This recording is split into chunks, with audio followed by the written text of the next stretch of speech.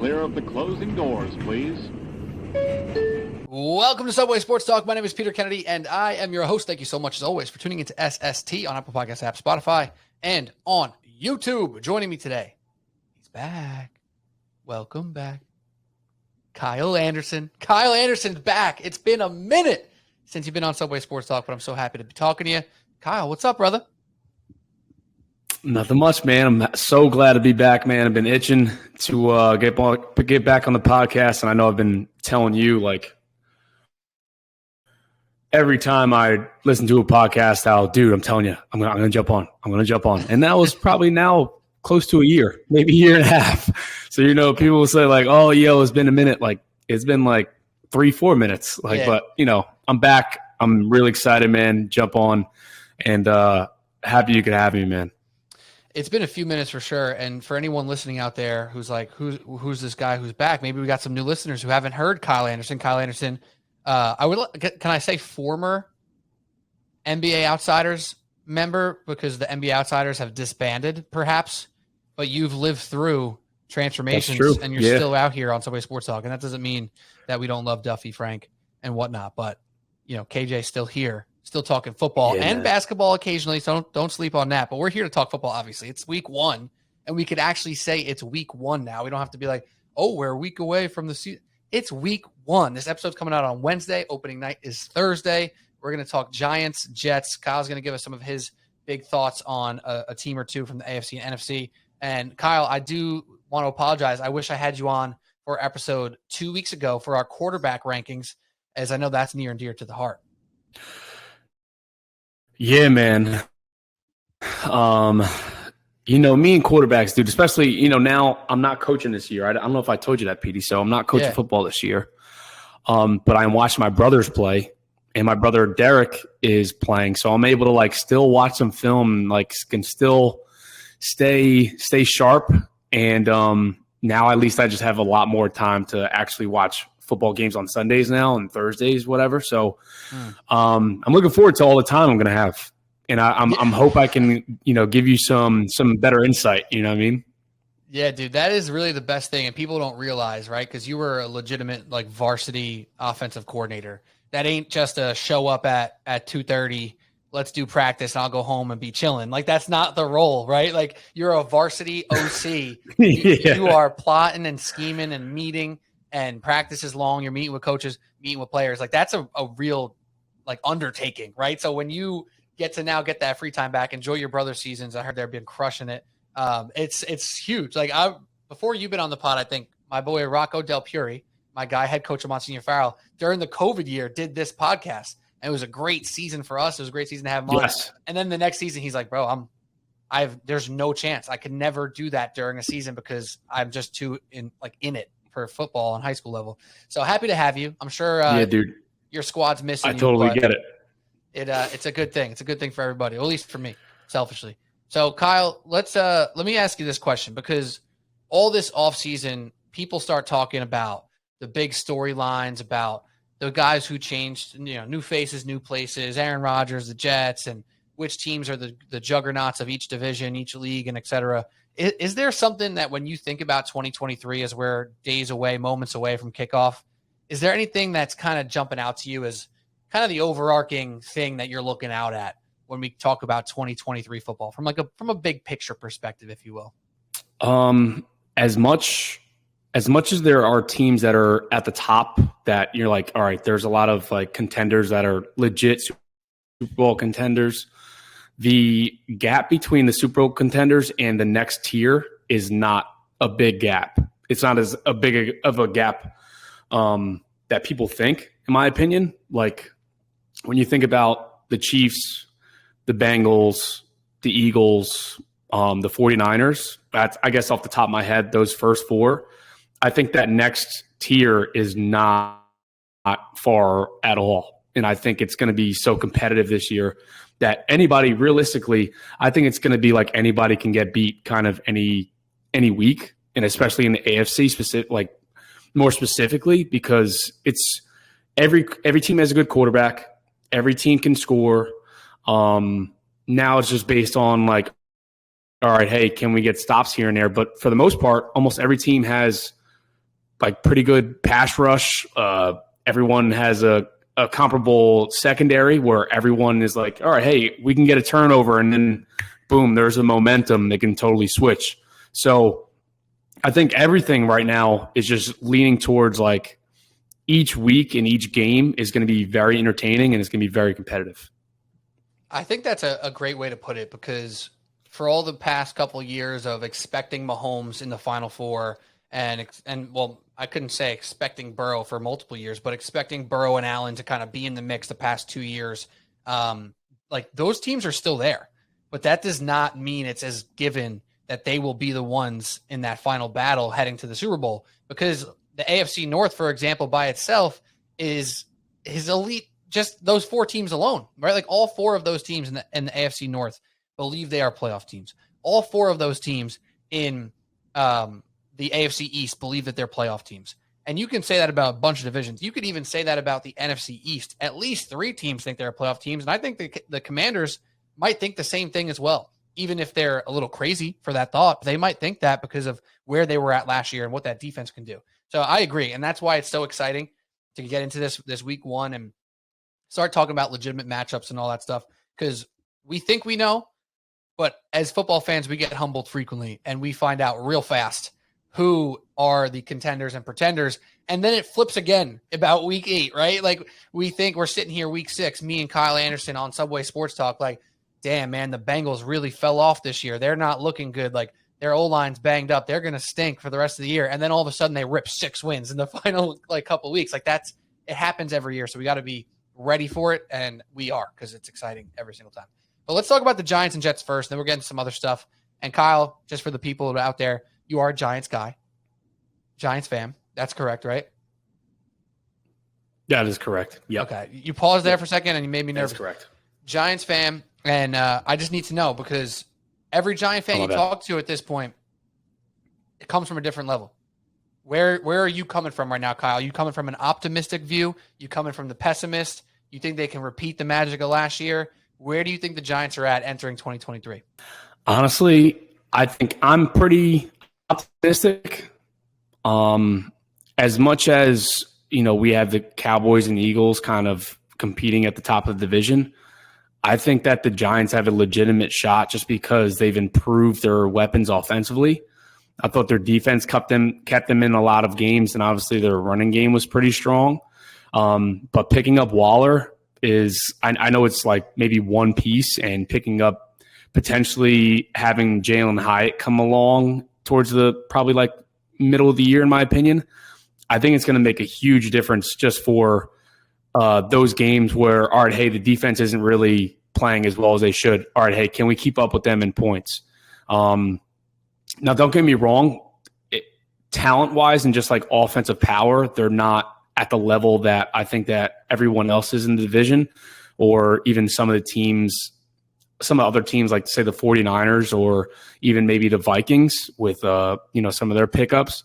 But I do think that they play the ugly games very well compared to some of the other teams that are in the conference. Like they want to muck it up. They want to run the ball. They'll take a shot when they need to, and they convert.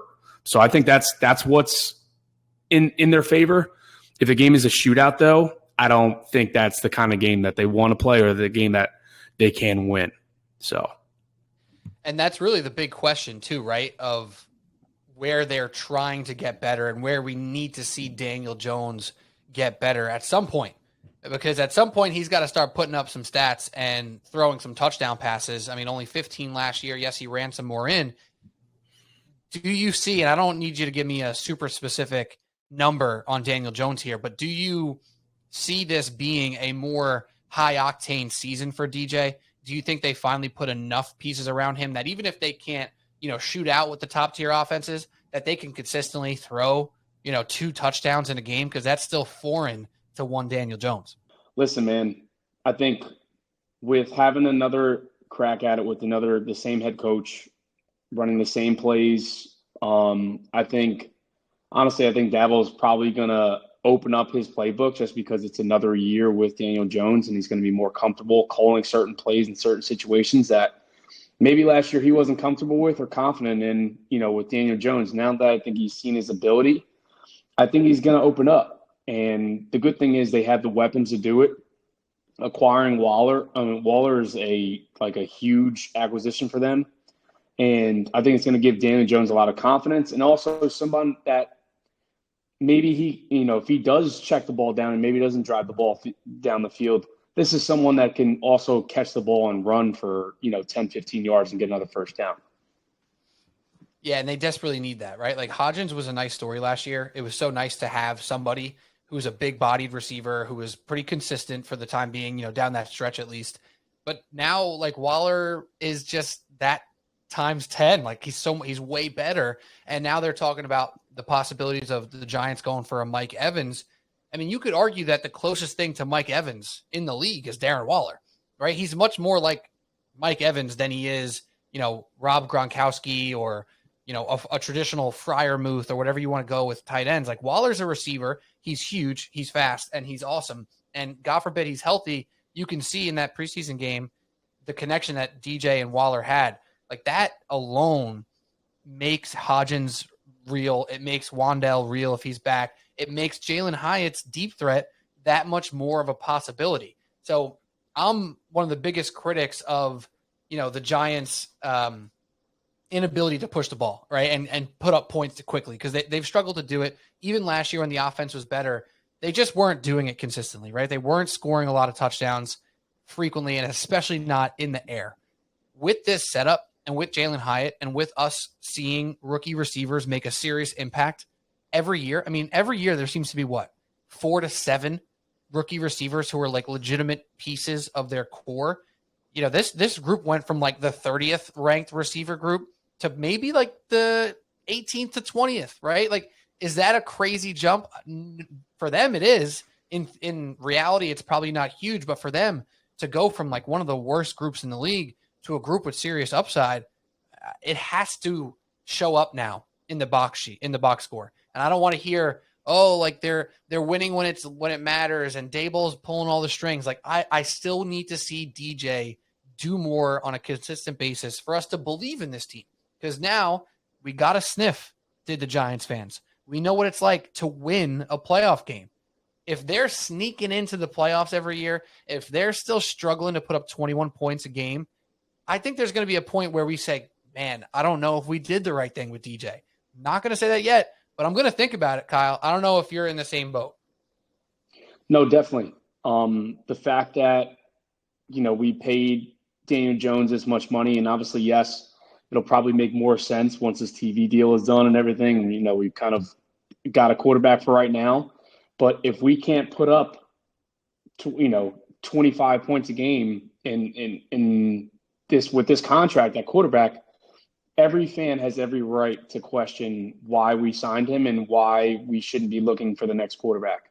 Because this is a team that can definitely take the next step. And I'm not saying, going to automatically go win a Super Bowl, but is a team that could definitely contend for one if there was a competent quarterback that could deliver the ball down the field and is a threat. Because with this run game, it makes things so much easier.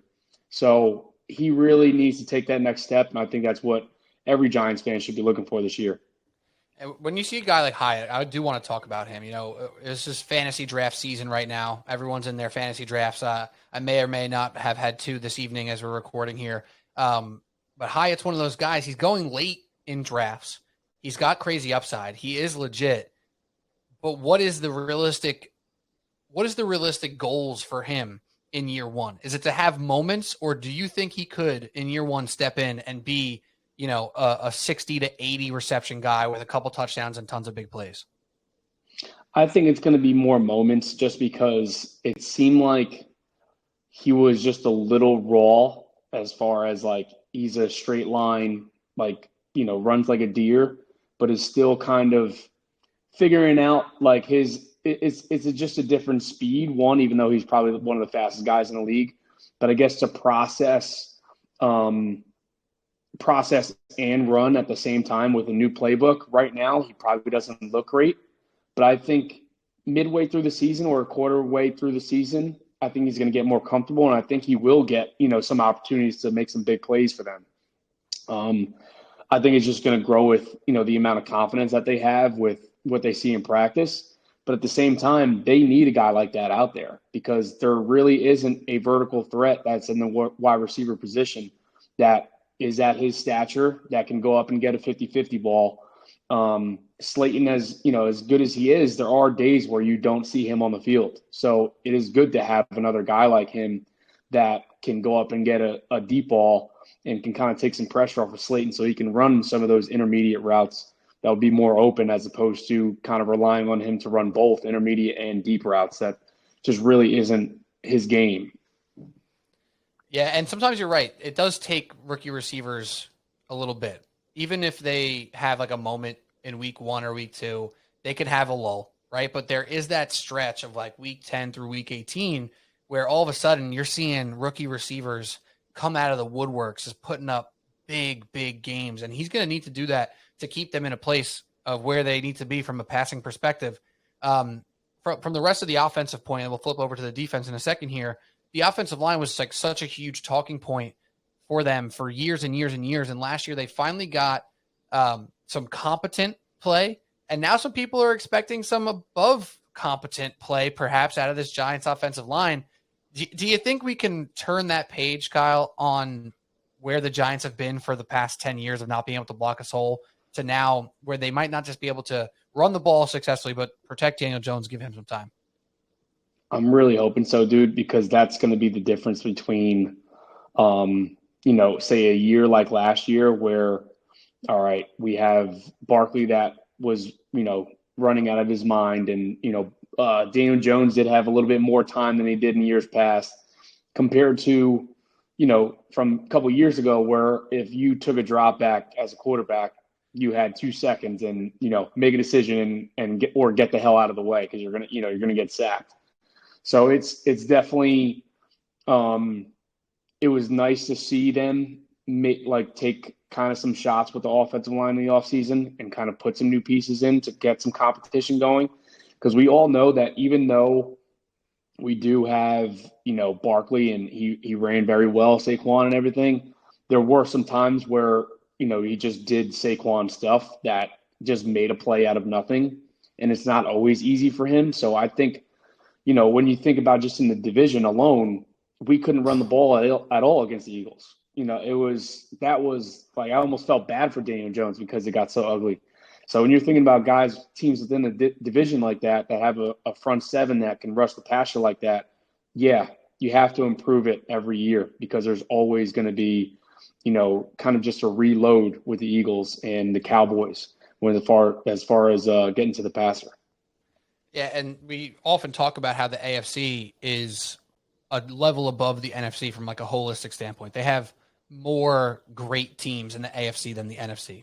But if we're talking about defensive lines, the NFC stands up pretty damn well. I mean, just in the division alone, Eagles, Cowboys, and Commanders all strong on the defensive front. The 49ers might be the best in the entire league.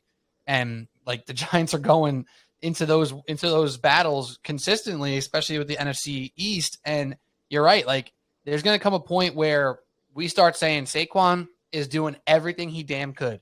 And he still busted one out for 40. But it's not going to be good enough when, you're 3 and out on the other drives because you can't get a good push and you can't protect the quarterback. I don't want to say they completely turned the page because unfortunately their weakness is probably depth at O-line. It's not necessarily the starting unit, right? They should be solid at the starting unit, but there's a depth concern there. If Evan Neal steps up and is healthy and is better than he was last year, I mean, man, we're looking at a serious offensive line unit, but injuries happen. And we'll see what happens there. On the defensive front, Kyle, actually, let me just ask you this. Is there anyone else on the offensive front that you might want to just call out? Any other receivers or anyone else who just kind of jumps out to you that you want to keep an eye on? I'm curious to see what Sterling Shepard is going to do this year after, returning from injury. I think it would just be another – and also Wendell Robinson just because as much as, Waller's going to be a threat, Slayton's going to be a threat, potentially Hyatt. Now, all right, can we win in the slot? Because there's going to be a lot of one-on-one matchups, and we're probably going to get a lot of man, where they are going to blitz and, try and challenge our O-line. Can we win in the slot where it's like, all right, hey, we have to win an option route. It's 3rd and 5. can you get us a first down? So I think those are only other two, since they're both coming off an injury, and we just need just a solid slot receiver. Yeah, if you can get like 16 games combined out of those two. Yeah, seriously. Yeah, just don't be hurt at the same time. Yeah, right. It is a very low bar. It's a low bar, and it sucks because I think Giants fans, like we all have been here seeing Sterling Shepard when he's on the field, and we go, this guy's like a legitimate NFL starting level receiver, very good slot, all around just solid, and we haven't been able to see it get put together because of the injuries, and it's tough, and hopefully he's back and healthy, and we'll see a real Sterling Shepard season. That'll be great. The other one, that's the hope. They brought him in, Paris Campbell, obviously a guy with good speed and just a solid receiver at best. Like he's not going to, win your fantasy league. He's probably not going to win games for the Giants, but if he can win moments for them, that'll make it easier on Wandale and Shepard if they're still banged up. And obviously Bellinger, not bad. If we're talking tight end units, Waller and Bellinger is pretty damn solid. So we'll see what they can do. On the defensive front, though, I want to start in one place because I think everybody knows that Dexter Lawrence is legit. Big man got paid. He deserved it. That's great. I think people are still excited about Adoree Jackson and Xavier McKinney. They got Deonte Banks as a rookie here. But the big question to me, the guy who can be the game breaker, who can put this defense on a little bit different of a stratosphere here, is Kayvon Thibodeau. That guy had big-time moments last year. Obviously, in his first game, he got the sack. He got better as the year kind of went on. What's the ceiling for this guy, Kyle? Is he somebody who we can talk about with the Chase Youngs of the world and then maybe beyond and get to the maybe not the Micah Parsons and the Bosa's, but in that upper echelon pass rusher where we're looking at him and saying that's our 15 sack a year guy, chalk him up. He's going to give quarterbacks hell. Yeah, he has the talent and he has like the motor. And I think there are times where you kind of forgot that he was on the field last year, especially just a couple times in the beginning of the year. And I honestly just think it was just rookie woes and just kind of learning on the fly. But when he, really was on and dominated like that, that Commanders game last year when he just completely took over the game, if he can bring out, I'm not expecting that every night, but if he can have performances like that on a consistent basis, this defense is going to be totally different. And I think he, like you said, he is the X factor because I think that the defensive line is pretty solid. I think the inside linebackers are pretty solid, especially grabbing Simmons, a guy that you can kind of put anywhere on the field. McKinney in the back end. And I think the only real question mark might be, their slot corners, but I think Adoree Jackson will be back and healthy. So Thibodeau is really just the guy that really needs to anchor that defensive line as a pass rusher because pretty much on the interior is pretty locked up. So he's really has to take advantage of his one-on-ones, and really dominate when it's time to dominate because they will be in some third and long situations where he's going to have to take over. And last year for the Giants defense, overall they were bottom 10 in yards per play, not very good. But they were much better against the pass last year than they were against the run, at least relative to league standards. And against the pass, they were top 10, and against the run, they were second worst. I'm sorry, not top 10, but they were about 13th against the pass, which is pretty mediocre. But against the run, they were giving up the second most yards per attempt in the NFL. So when we talk about the Texans can't stop a soul, the Packers can't stop the run, the Lions were getting run all over, the Chargers couldn't stop the run. The Giants were in that conversation. They were winning and playing above their heads, so it wasn't really a concern at the moment last year, but it could become one this year, and that's where, Sexy Dexy's got to earn that money. Leonard Williams got to continue to be a dog inside, as well as some of the other guys that they got up front. This defensive backfield, though, obviously exciting, still feels weird after Byron Jones left when he was such a key component to their defense being solid, and now they bring in Isaiah Simmons, Kyle, a guy who we probably talked about way back when we were talking about drafts because he was such an exciting prospect. A pretty strange start of a career for Isaiah Simmons. Comes to a Cardinals team that has some excitement. They have their quarterback, so they thought they have a chance to compete in the NFC West. He racks up tackles, but there's some people out there who said there's not really a spot for him. You got to move him around. And then all of a sudden he's traded for nothing to the New York Giants, and Giants fans are saying, holy hell, did we just get a dude? So Kyle, did the Giants get a dude in Isaiah Simmons? Oh, they got a complete steal. Complete steal. For a 7th-round pick, I was shocked. And I think he's going to fit perfectly with this defense because they do blitz the linebackers a lot. And I do think that's why Blake Martinez did wind up getting cut, last year, just because he's more of a read and react guy and not really a great blitzer. And Isaiah Simmons has like a pass rush game that, they were putting him at the end at times, with the Cardinals and when he was in college with Clemson. So the fact that they blitz their linebackers and this is the guy that we pick up, that's like a steal because he literally fits this defense. He fits Wink's like defense perfectly. And he's somebody that, again, can be a game breaker where we really haven't had a great linebacker in a long time.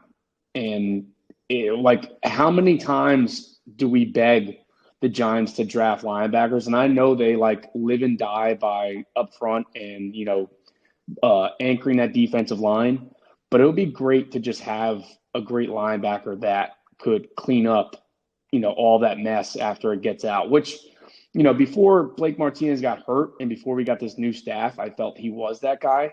But since his defense has changed and now we have a D coordinator that does the blitz the linebackers a lot, picking up Isaiah Simmons for a 7th-round pick, I thought was, the perfect steal. Yeah, the price was a no-brainer, that's for sure. Even if it doesn't work out, there's no skin off the Giants' back. But you're right. If there's one defensive coordinator who would love to have a piece like that, it has to be Wink Martindale. And is he going to be in the slot? Probably. Is he going to play some traditional linebacker? Probably. Is he going to play some safety? Maybe, right? This guy's going to do a lot of different things.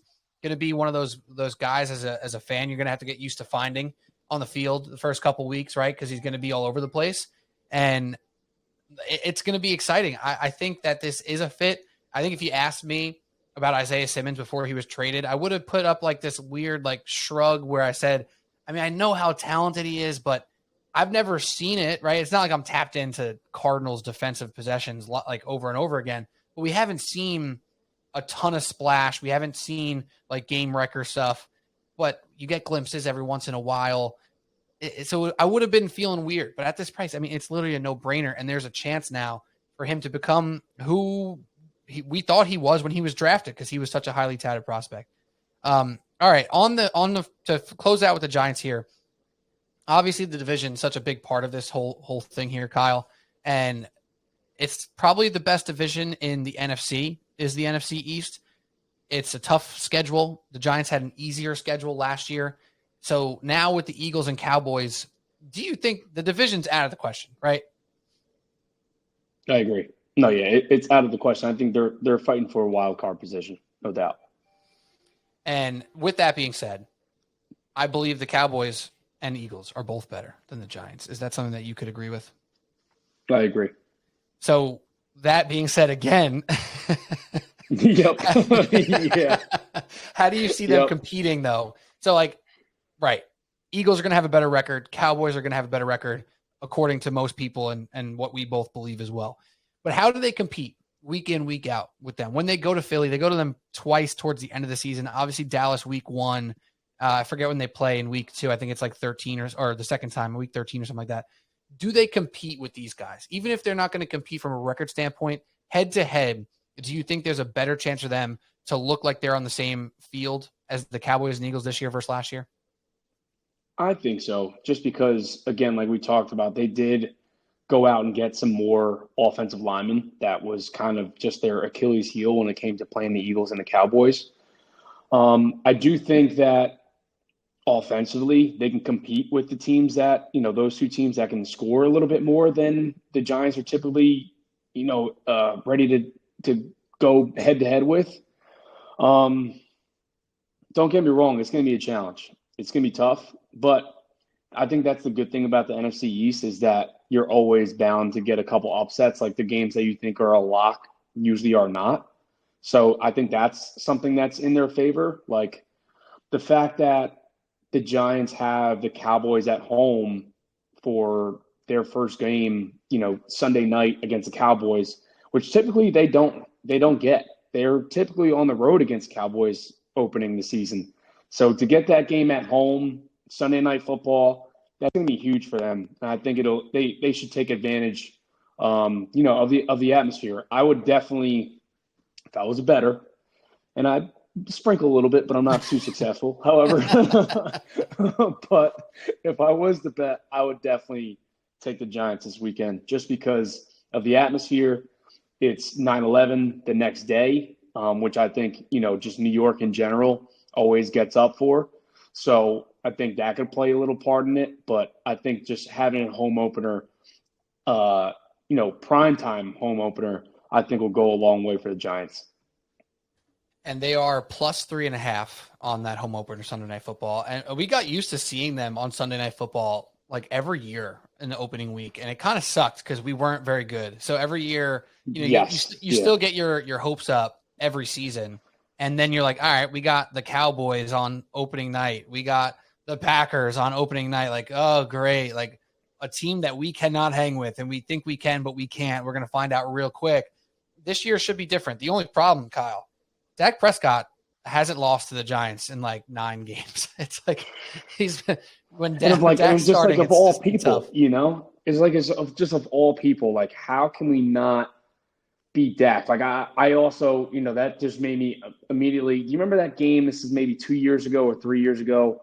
They had the Cowboys beat, they're up like 14 in the fourth quarter, and somehow Dak makes like this miraculous comeback at MetLife, and they beat us, and it was just a year where you're like, oh, dude, we're horrible, and this is just like almost like a feel good moment, and Dak just comes in and just like ruins the day, and it just hasn't.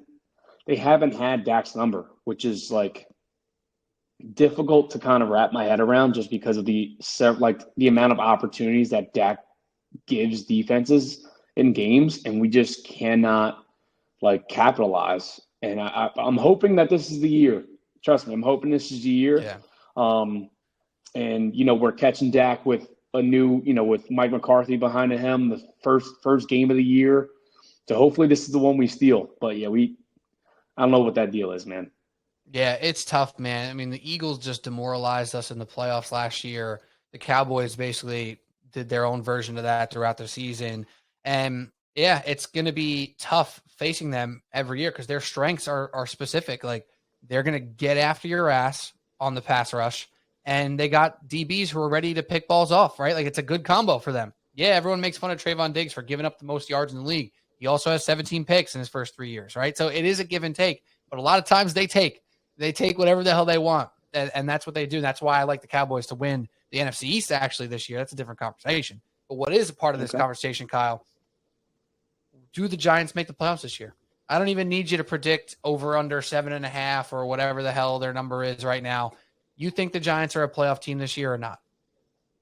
I'm going to say yes. And I'm going to say yes just because I am not that confident about the rest of the NFC compared to the NFC East. And I think the NFC East is going to beat each other up, but I think they're also going to do very well against the rest of the conference just because of how weak the NFC South is. The NFC North is going to be wide open. The NFC West, honestly, is kind of weak. I really can see a lot of, like I said before with the NFC, but more with the AFC, I'm sorry. But I think just NFC, it's very top heavy. And I think the Giants are really in that second tier. So they could really, I guess they can beat anybody, but they can lose to anybody also. Right. Yeah. And I'm kind of with you. I think if you start looking at it, you have your division winner. So you got 4 teams right off the bat. You got 3 wild cards. I'm giving one to the NFC East. No matter what, Eagles and Cowboys, in my eyes, guaranteed playoff teams to me. So whoever that's going to be, however you want to skin that, fine. So now there's 2 wild card spots left. The teams that you're competing with now are the Seahawks, if you assume the Niners win in the West, and then whoever doesn't win out of the Lions, Packers, and Vikings. And then also in the South, whoever doesn't win out of the Saints and Falcons, maybe they're in the mix as well. But look at what we're talking about here. We're talking about teams that not really that many people have faith in. I think if you give a confidence meter to those teams that aren't going to be likely to win the division, You're looking at the Seahawks, you're looking at the Vikings and the Packers and the Falcons. Why are the Giants not the top 2 in that list, right? Right. I think that's a very, very good argument to make for them to be with the Seahawks is probably my way I would skin that. With the Vikings probably right behind. I'm not a big Packers believer at the moment, but we'll have time to figure that out as time comes. So me and Kyle both think Giants sneak into wild card. I think they're the last wild card, though. I do think the Seahawks are pretty solid. Their weapons are just so crazy. They drafted really well this year. I think they're going to be just as good, if not better, than they were last year. Well, let's move on to the Jets, Kyle. Talk about some New York Jets. Let me ask you this first. Have you been watching Hard Knocks? Oh, damn straight. I love Damn Hard straight. Knocks, man. How can Oh, you man. not? Yep. So It's great, dude. as a football guy, which I will call you all through and through, football guy, what jumped out to you just in like those first 2 episodes, whether it be about Rodgers himself or about the way the team kind of reacted around Rodgers? Is there something specific that jumped out to you about the Rodgers of it all in New York? I think the first thing that kind of got me was just like the energy, man. Like every player that, was either having a side conversation, like waiting to get a rep, or whether it was, Robert Saleh talking to the staff, everyone was buzzing about Aaron Rodgers. And I think they kind of all understand and also feel the excitement as opposed to like maybe the pressure that they actually have a quarterback that can go win them a game now. You know what I mean? Like a quarterback that can take them over the top from compared to last year. Because I'm sure everyone in that building probably came into that year, or at least into that year, or at least in the middle of that year thinking like, dude, if we had someone that could just put up a couple points on the board, we could be, this would, our record would flip. We would be 10-7 instead of 7-10. So just the fact that they know that Rodgers is there, it really looked like everyone in that building is kind of like, all right, it's put up or shut up. Like, dude, we finally got him. Like, let's do it. You know what I mean? Like, and I think you heard the defensive coordinator, like, the defense said a bunch of times, like, yo, we got number 8. Like, we got Rodgers. Almost like, yo, we're playing with house money. We're going to do our job. The offense is going to do their job. I don't see us losing. That was that kind of confidence and that kind of like swag that they had. And I was like, yo, man, they're going to be a tough team to play this year. Yeah, and that was a clip. I know exactly what you're talking about, where I guess on the practice tape, the defense was watching. There was like a nasty ball to the deep corner of the end zone, and there was a catch over the defense. And he was like, listen, there ain't more than 2 or 3 quarterbacks who are making that throw. We did everything we could right there, but thank God that guy's on our team, right? Like, Exactly. I'm glad you went there because that's exactly what I was going to say. It was overt, too. They didn't hide it at all. They didn't even sugarcoat it to make Zach Wilson feel better, who's still in town. They didn't make Joe Flacco or Mike White feel any love at all. They were just like, Quentin Williams literally looked at the camera, like first episode, was like, thank you for coming to save us, Aaron. Yeah, that was great. They weren't being sly at all. Like, there's other defensive players who are like, yo, Aaron Rodgers is cool as hell, and he's also nice. Like, and they call him 8, which is also cool. It's like 8 is cold as hell, and he's cool too. Whatever they told you on the media, that ain't true. He's cool as hell. I'm like, wow, I liked Aaron Rodgers already, and now I'm just getting, reimbursed right now on what I already felt about Aaron Rodgers, about how misportrayed he's been at times in the media. Because, again, the whole narrative leading up to the season of, oh, can Aaron Rodgers handle the New York media? Like, are you kidding me?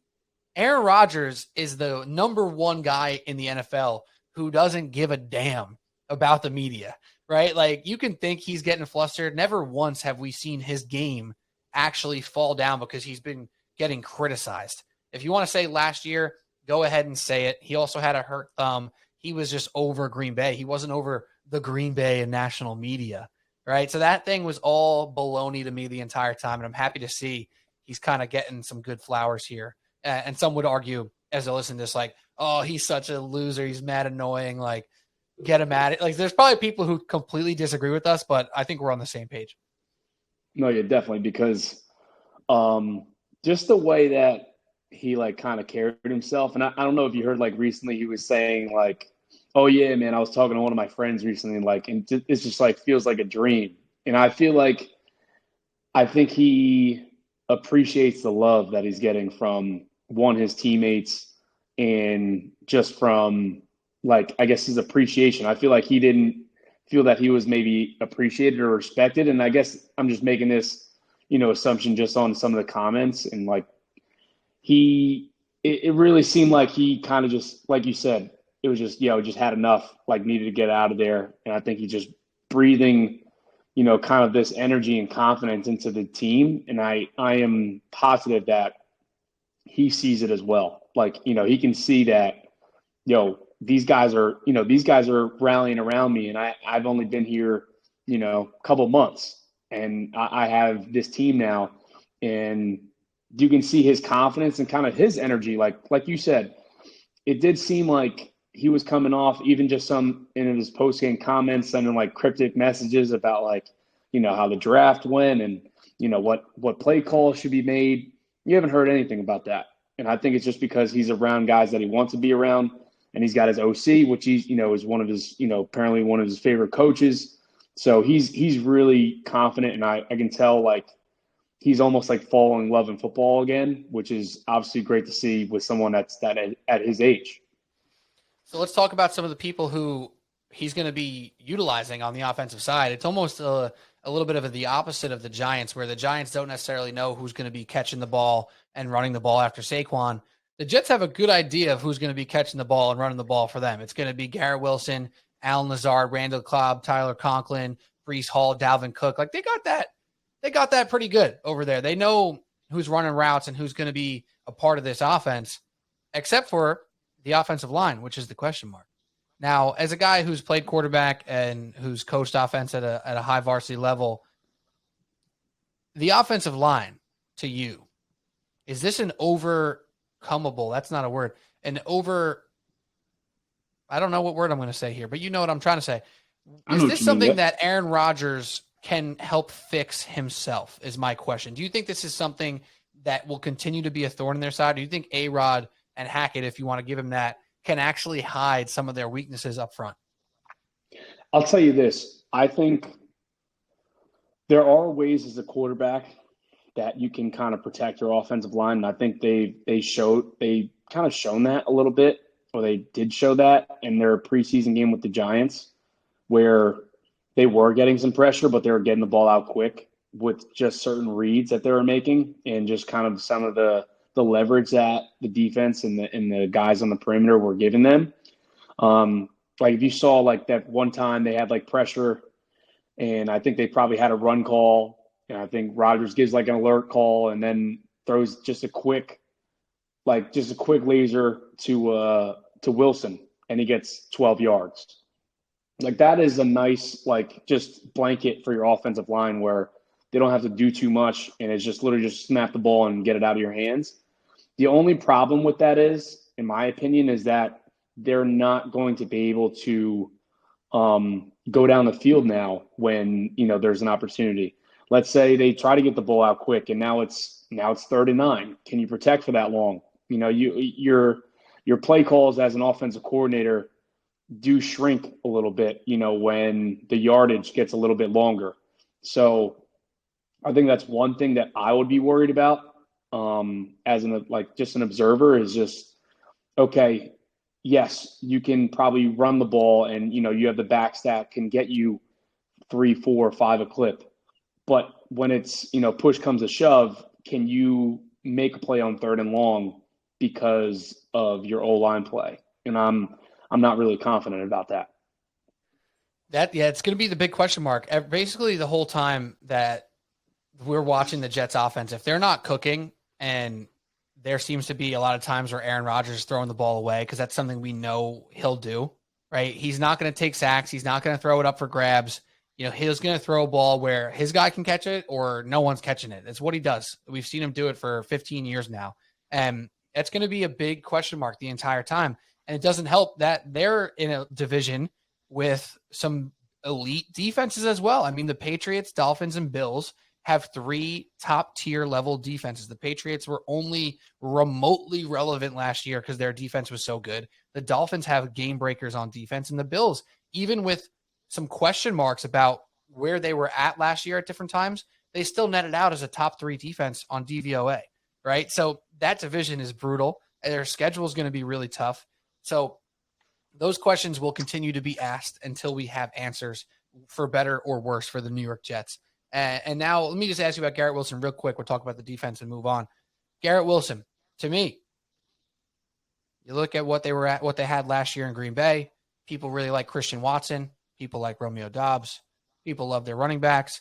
But nothing clicked last year, right? They couldn't get it going. Whatever it was for Aaron Rodgers, we're not getting it going. Garrett Wilson is not a nice second-round selection like Christian Watson. Garrett Wilson is a guy who put up starting level, Pro Bowl level numbers with nobody's playing quarterback. What's the ceiling? Is there a ceiling you're putting on Garrett Wilson this year? Do you think he's going to be somebody who lives up to the bill? He's a bad man, dude. Like he runs some of the best routes that I've seen from like a second year, wide receiver. Like he really can get in and out of his breaks like really well. And once he catches the ball, he can go. That's the other thing. Like he's really good like after the catch. In this offense, the good thing is, like we were talking about, since they have depth at the running back, they have depth on the other side with Lazard and Cobb, and he's going to get a lot of one-on-one matchups, in my opinion. And I think even though he is the best, probably receiver on their team, and, I'm sure he will get a little bit of, a bracket over the top with the safety, he runs pretty much every route in the tree where he's not like a kind of a one or even two-dimensional guy, So I think there are going to be several ways to get him the ball, and I'm sure if Hackett does a good job, he should really just be moving him all over the field just so it's not he's strictly, out wide. You can motion him to the slot. You can line him up in the slot, run him across the formation. He could be a top 5, top 3 receiver in the league, no doubt. And yeah, it really is special because he can do it all. And Christian Watson, not to make this like a bash Christian Watson moment, because I think he's very talented. You're right, though. Like, what is he good at? He's good at going, and he's good at like some short, give me the ball and see what happens. He's not catching like crazy digs and comebacks and outs at 15 yards down the field. At least we didn't see it, right? Like Aaron Rodgers didn't have the trust for it. Everyone's hyping up their receivers now. Oh, they're going to be top guys. Watson, let's get him in fantasy. He's going to put up numbers. Those two guys combined for 80 catches last year, right? Let's not pretend that they're going to roll into this season with a rookie or first-time starting quarterback, and they're both going to put up 80 catches. Like, this is not DK Metcalf and Tyler Lockett. Like, this is different. Garrett Wilson is different. So I'm excited to see what the hell he can do. And that group around him is really good. And the O-line is really a question mark of health. Is Mekhi Becton going to play football? Vera Tucker back from injury, right? Like, they could be okay. They could be serviceable there, but that is the big question. But, Kyle, the big thing for the Jets, man, this defense might be crazy good. Like, crazy, crazy good. Dexter Lawrence. Jesus. Quinnen Williams. I confused my New York interior lineman there. Quinnen Williams is just unquestioned right now as a top dog in his class at that position. They got some other dudes there. Do you think this defense, we're looking at like a good unit, top 10, or do you think this unit can push and legit be like top 3, top 5 level? They can definitely be a top 3, top 5, man. And, every defense, they always say, oh, it starts up front. All right. If you really go through that, D end to D end, from, their 5 technique to the 3 to the 1 to the 5, there are not really many holes. And the other problem is that they're deep. It seems like, at least just from watching Hard Knocks, I've been able to watch, and actually like pick up on who some of these other linemen are. And I'm like, dude, like who's the guy, Tarvell or I'm screwing up his name. Not McDonald, the guy on the inside. Tanzel Smart. Tanzel. I'm like, dude, who is this guy? I was like, dude, he's like has some of the fastest like get-offs I've ever seen. Like he's just in the backfield almost every play. He's a big dude too. Yeah, he's a big dude. Like I'm like, you have him, you have Quentin Williams, you have McDonald, you have the other edge rusher, you have the rookie that's come in now. It's like, dude, where? Okay, Yeah. all right, the D line, the D backs. You got Sauce and Reed. You have It's crazy. you have the Mosley. Like it's like almost you look for CJ holes in Mosley. that defense. So, you know what I'm saying? Like you're looking for holes in the defense, you don't really find them. And when you have, again, people like kind of take it for granted, but when you do face Aaron Rodgers every day in practice, and you do have that matchup of Sauce and Wilson going at each other every day in practice, you're going to get better. And it's very tough to find other duos in the league that are, better than that duo right there. So they're going to be well prepared. And it's, again, the fact that they have a competent offense, I think is going to affect their play calling now. Because now, listen, dude, you got to score to compete with us. You know what I mean? Now you have to throw the ball. So now we're going to pin our ears back and come and get you. So I think, that D corner is going to have a lot of fun, but this defense can be really special. And just because of the amount of opportunities they're going to have, because there's a good chance a lot of teams are going to be playing from behind. Yeah, and they got like one of their big offseason acquisitions for the defensive backfield was Chuck Clark, and he's on the IR, and it doesn't matter. Like they're still so good at every position. And to go back to the D-line for a second here, the way ESPN has it listed, at least, I don't know if this is going to be 100% accurate. I'm sure it's all different packages and et cetera. But Solomon Thomas, Jermaine Johnson, Will McDonald are not even starters for this team. Yeah, I was about to say, dude, I forgot Thomas and Johnson. Like, you know what I mean? Yeah, oh my crazy. God. So Carl Lawson, Quentin Williams, Al Woods, and John Franklin Myers, those are the slotted in starters. But then you get to mix in some crazy speed rushers, Solomon Thomas, who's just a dude who's a veteran who gets the job done. Like, man, this defense could be so fun. It was fun last year to watch this defense, and now, it could be elite. And I think a big thing for them, a lot of people said, they didn't turn the ball over last year. They didn't sack the quarterback as much as they should have last year. Well, those are two things that actually often regress to the mean, right? For all teams across the league. If you have a high turnover variance in 1 year, there's a chance you might not get, 15 interceptions again or whatever the numbers are, right? So I think there's a chance for this defense to not only be great, but to also be turning the ball over consistently, getting points for this offense. And that's something like Aaron Rodgers just hasn't had in a long time. He hasn't had a defense that stood up to the test the way he's had in years past in Green Bay. And now he's got it here in New York. And you know what, Pete? Defensively, like if your offense isn't putting up a lot of points, there's a good chance that, they're probably just running out the clock and just like, you know what, we're just going to keep them off the field. We're going to make the defense tired. We're going to run the ball, and take a shot on second and short. But for the most part, we're just going to run the ball, keep their team, keep the defense on the field and, lengthen these drives. So there's a good chance that there weren't any opportunities for the defense, and they just didn't get them, to get turnovers or interceptions like that just because, they didn't need to throw the ball. So I think that's a possibility too. They're going to get a lot more opportunities this year just because they're going to be up, with a lot of points on the offensive side. And that's such a great point by you. It goes for both sides too, right? Like the Eagles, for example, last year, AJ Brown, Devontae Smith, Jalen Hurts all put up like really good numbers, really good.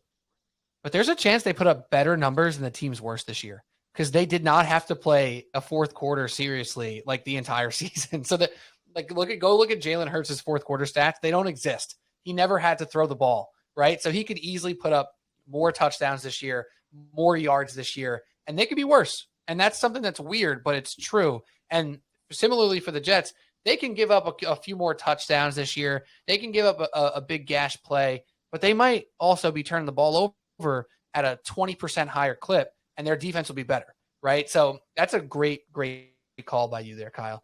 Let's talk Jets on the playoff front. Similarly to the Giants, they're not the top dog in their division.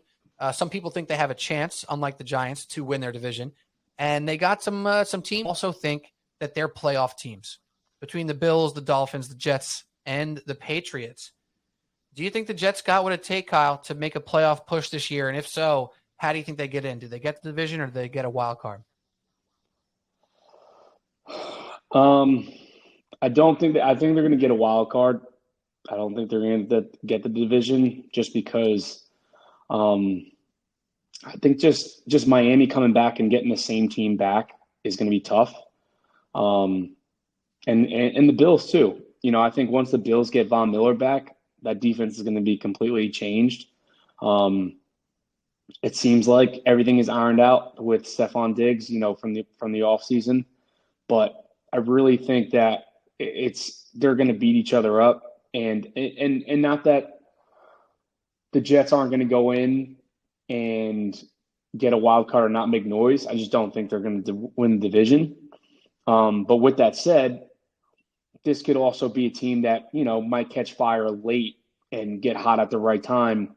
And now they're, a 6 seed playing a higher seed, and that higher seed would not want, any smoke with them that first round. I think whoever they get matched up with, I would be pretty pissed off just because the talent, like we just talked about, on offense and defense, and just having Aaron Rodgers at quarterback who's been experienced in that kind of moment before, I would not want that situation. So I think they might not win the division, but I think they'll get in and they'll definitely make a run. And the weird thing about what you just said there is I think that every team in the AFC might think that no matter what, right? Like we talked about the Giants competing for wild card spots with the likes of the Vikings and the Seahawks and the Falcons and the Packers. The Jets are going to be fighting for wild card spots with the likes of the Chargers, the Ravens or Bengals, the Steelers and Browns, the Dolphins and Patriots. It's like, oh, that's a little bit different, right? So whoever comes in second in the AFC is going to be like, hold up, I just won 13 games in my division, but didn't have the tie break, so I came in second. Don't get a bye. And now I play the Bengals in week 1? Like, what? Like, that's bullshit. Like, great, I got the second seed, and now I get Aaron Rodgers and this Jets defense in the first round. That's awesome, right? It's no matter how you skin it, it's going to be a brutal showing for every team in the AFC once they reach the playoffs. Yeah, they honestly, I think it's going to be a race for first place now, for that 1 seed, because if you don't get that 1 seed, like we said, who would want to win their division and then oh man, we got a home game. Awesome. All right, cool. All right, who we got? All right, we got the Jets. Wait, huh? After all we just did? You know what I mean? Dude, we ran through the regular season. Now we got to play the Jets? We can't play the Browns or, we can't play the Texans? Nah, dog. You got the Jets now. And I would not want to be in that situation. And as confident as I would be if I was Patrick Mahomes and, all right, we got the 2 seed, we'll play the Jets, I still would not want that just because anything can happen in the playoffs. And that's someone that I would not want my defense to see, in that first round.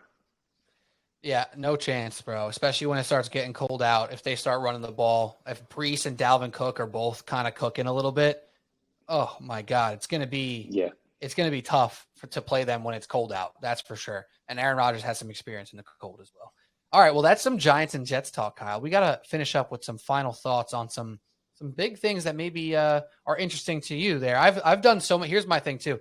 I've done 6 NFL previews in a row, so I feel like I've gotten 95% of my takes off my chest. So I want to let you cook here, and I want you to go wherever you want, either conference, just 1 or 2 things. Start off with 1 if you have 2, and then just hammer it, whatever's interesting to you that you're going to be having a big eye on once we start up in a couple days. Cool. Yeah, man. I'll start off with the AFC, man. I think the Jaguars are going to be a team that I'm very interested in and that can really make a run. I could definitely see the Jaguars potentially in the AFC Championship game. And the reason why, I just think they're going to run through their division. So they're going to be probably 6 wins right off the bat. The Jaguars picking up Calvin Ridley, I think is semi talked about, but I think it's a lot bigger than people think. just because he's such a legitimate number one outside of receiver. And now Christian getting ETN, and then also getting Ingram, that's going to, really a lot of confidence from last year, bouncing back from kind of just like a rough stint with the Giants. He really looked like just an explosive weapon for them that they used a lot and kind of leaned on.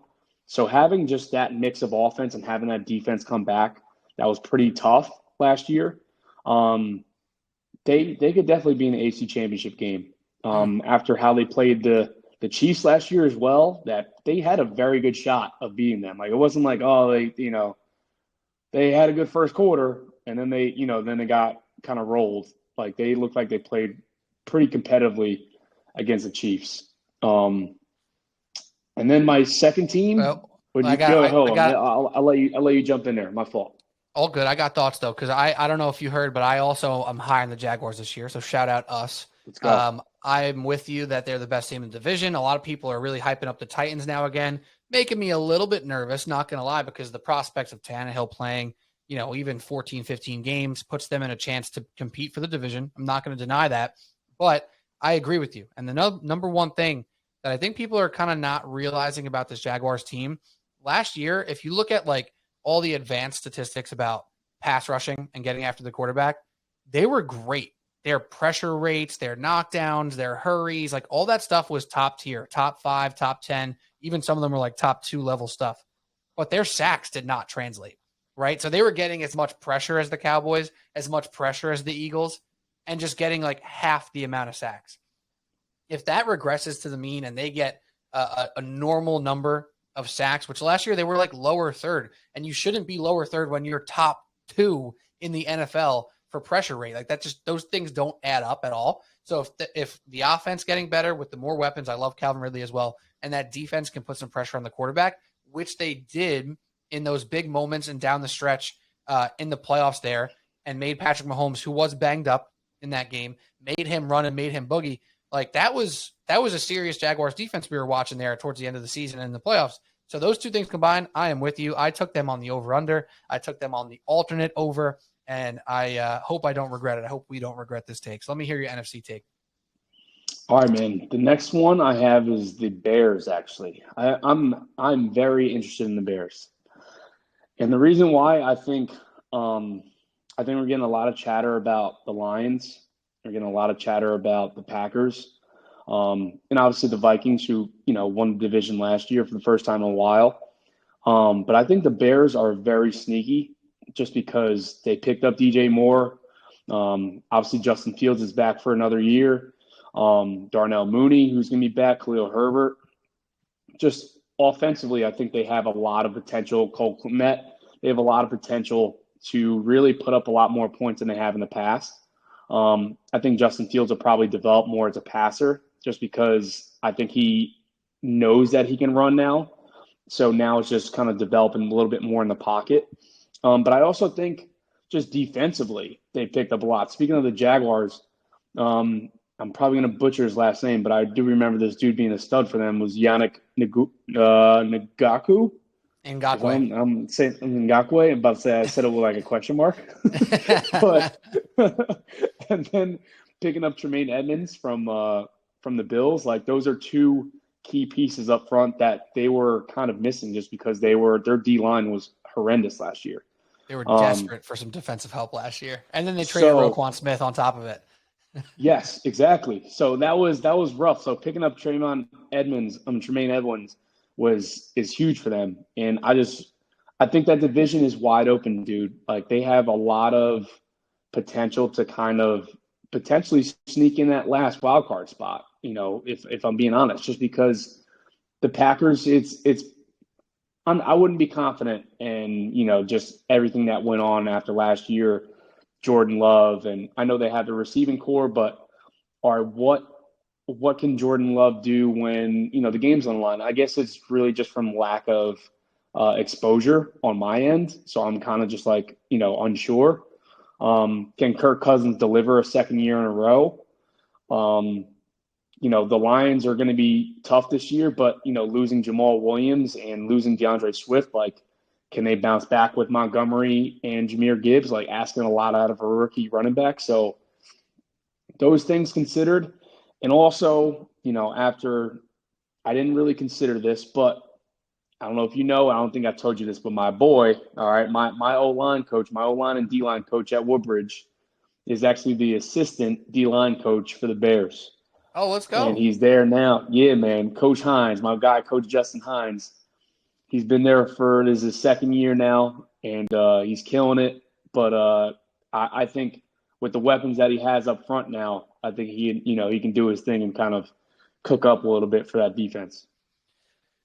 I'm glad you brought the Bears up because I told you I got like 95% of my takes off my chest. And I probably haven't talked about the Bears very much because it's so easy to be like, yeah, they're towards the bottom of the NFC North. It don't matter. Like, whatever. But you think about this NFC North, I personally don't have faith in Jordan Love. I personally don't have like runaway faith in the Lions, even though I do think they're going to be at a floor at least decent. The Vikings, I think their floor is like 7 games probably. If the Bears get to 8, 9, like hell, there's a chance. They might not make a wild card, but they can win a division. I mean, we saw a division last year in the NFC have a winner without a winning record, right? Like the NFC North could be in that same realm. Like God forbid the Bears sneak out. Fields is throwing some better passes. All of a sudden they're, 6-2 somehow to start the season. Their schedule is pretty easy. I love it. Like, why not? Right? Like everyone's kind of just saying, oh, Fields can't throw. It's over. He can't throw. They didn't even want to let him throw last year. Okay. He's thrown well in college. He threw extraordinarily well in college to the point where people weren't even saying, oh, this guy's going to come in and be just like a star running quarterback. People were like, nah, this guy's got a hose. He made big time throws at Ohio State. The only knock is that his receiving core at Ohio State was better than his receiving core in the NFL, right? That was the big knock on him. And now he's got some guys that he can play around with there and have some fun. I think they're going to be much more exciting than people expect. And I don't think it's going to translate to wins, though. I think that's lofty, but I love that take because people are just saying, yeah, Fields doesn't have it. Pick him in fantasy because he's going to run for 120 yards a game, but he's going to throw 12 touchdowns this year. No, Sneaky threw some touchdowns last year with nobody playing receiver, even though he only attempted like 15 passes a game. It is what it is. There's room for him to do something. I love that. And you know what I'm thinking about too? Since we're talking about it now and just me thinking, I honestly think that the Bears can take the step that the Lions took last year. You know what I mean? That's really where I'm seeing it at. And since it's so wide open, correct? Yes, a year ahead of schedule for sure. Just because of everything that we talked about, and also just kind of the state of the rest of the division. Like it's just not strong, and not really confident in where that division is going. So I feel like it's definitely wide open. But if any of the teams that could potentially, could surprise some people just based on talent and, newly acquired pieces, it would definitely be the Bears. I love to see it. Any other team that you just want to shout out real quick that you think is going to be good this year? Any other hot takes you want to get off to? Maybe anything, just random, quick. NFC North. Who do you got in the NFC North? I think Brandon Staley. Who do I have in NFC North? AFC North. AFC North. AFC North. I'm sorry. Oof.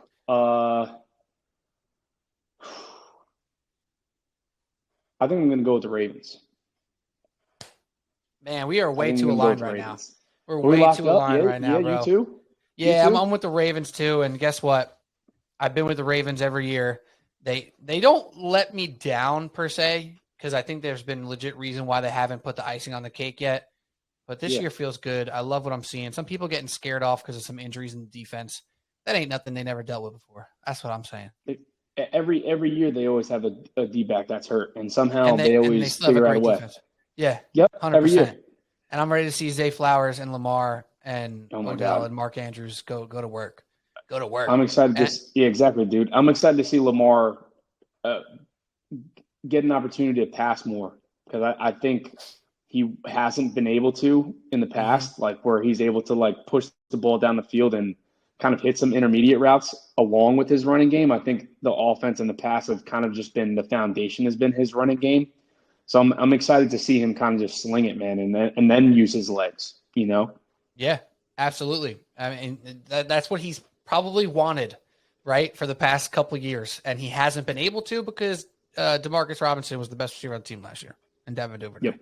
And now Devin Duvernay is like the fourth receiver on the team. It's a huge, huge difference.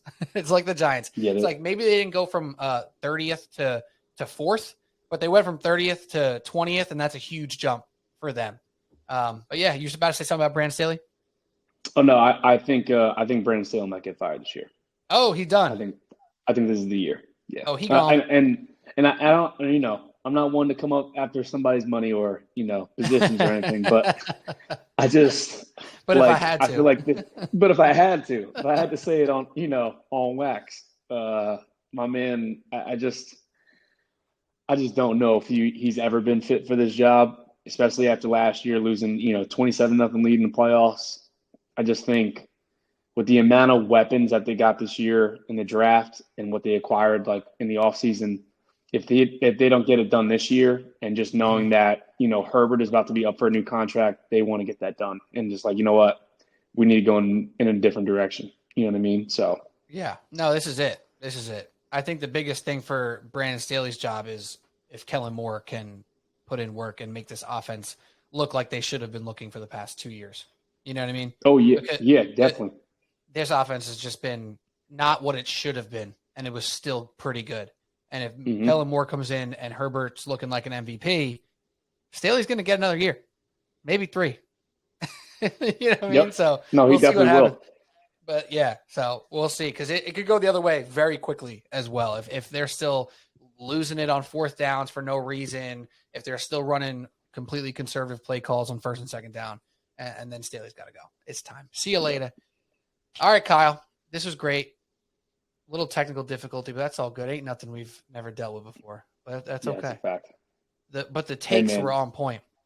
Yeah, man, appreciate it, dude. And thanks for having me on, man. Really appreciate it. It's been too long, so I'm glad I can get back in the mix. Hopefully, I can get more consistent and try and jump on throughout the year, man. And now give a shout out to Lil Bros, because they deserve it.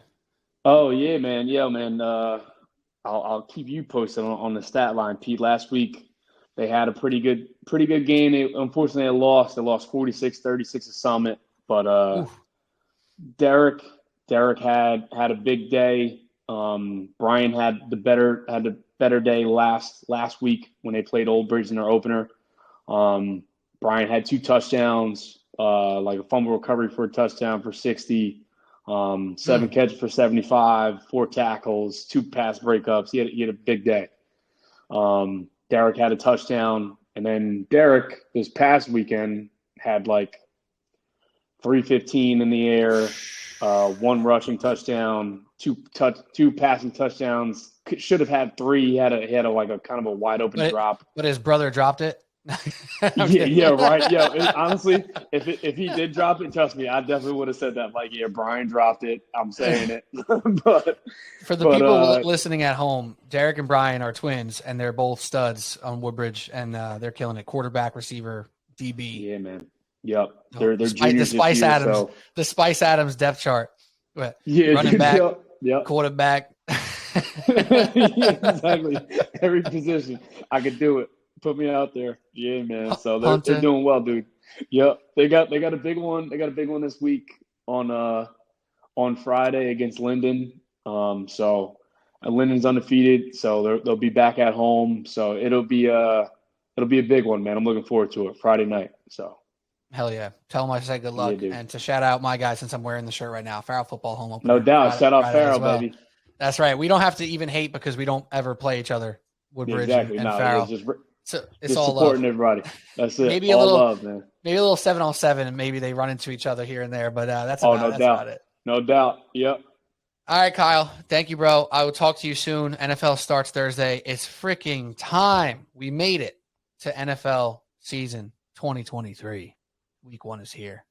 Go Giants. Go Jets. Go NFL. It's fun. Kyle Anderson, Subway Sports Talk. Thanks for listening. Subscribe, rate, review on your podcast app, YouTube, everywhere you listen to podcasts. We appreciate you all for tuning in. We'll talk to you soon. Cheers.